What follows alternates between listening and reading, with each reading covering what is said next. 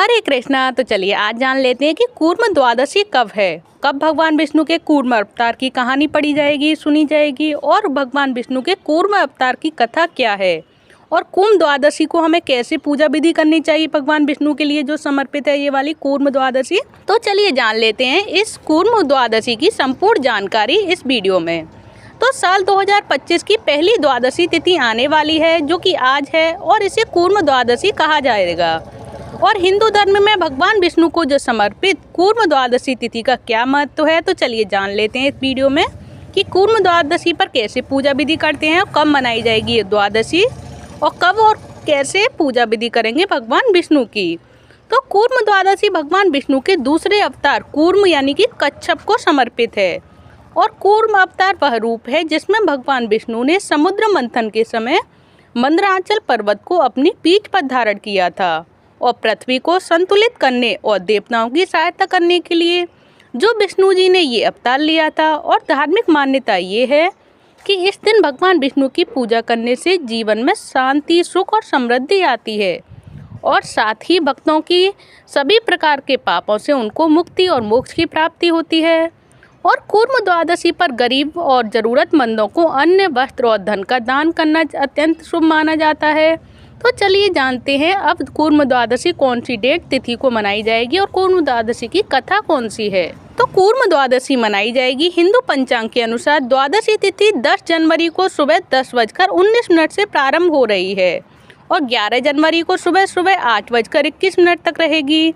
वहीं कूर्म द्वादशी 10 जनवरी को ही मनाई जाएगी, और जो 10 जनवरी को एकादशी करेगा वो 11 जनवरी को कूर्म द्वादशी मनाएगा। ये भी जान लीजिए कि जो भी 10 जनवरी को एकादशी कर रहा है वो 11 जनवरी को ही द्वादशी मनाएगा, और उसी दिन पूजा विधि होगी भगवान की। तो चलिए अब जान लेते हैं द्वादशी की पूजा विधि की भगवान विष्णु को जो समर्पित ये कूर्म द्वादशी है, इसमें भगवान विष्णु की हम पूजा कैसे करें।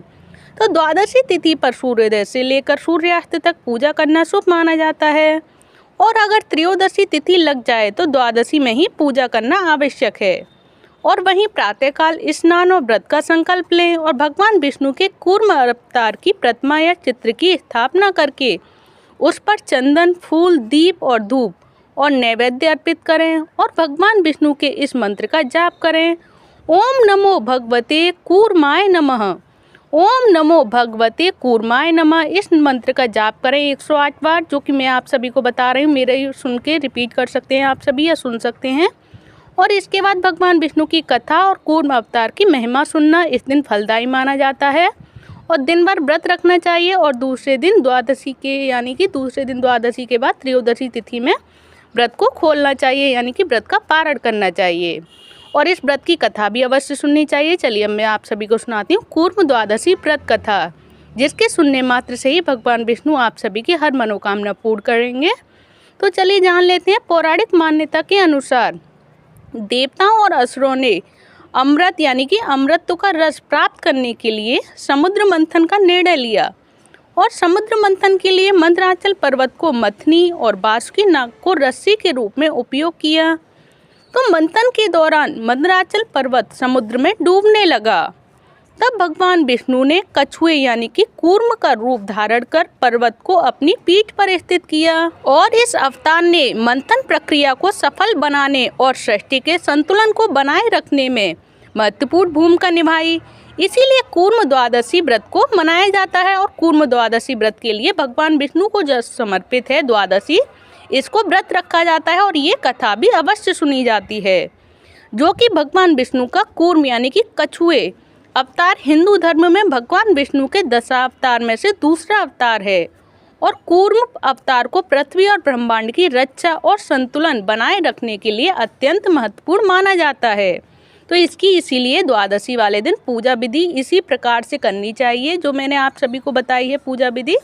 और इसके बाद पूजा विधि करने के बाद भगवान विष्णु के निमित्त जो कूर्म अवतार है उसकी ये कथा भी अवश्य सुननी चाहिए, जिसके फलस्वरूप भगवान विष्णु आप सभी की हर मनोकामना पूर्ण करेंगे, और हर दुख, हर कष्ट से आप सभी की रक्षा करेंगे, और हर तरह के पापों से आप सभी को पुण्य की फल की प्राप्ति होगी।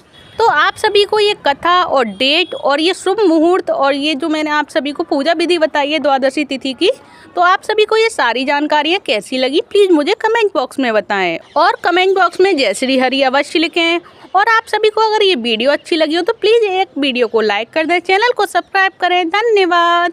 हरे कृष्णा हरि बोल।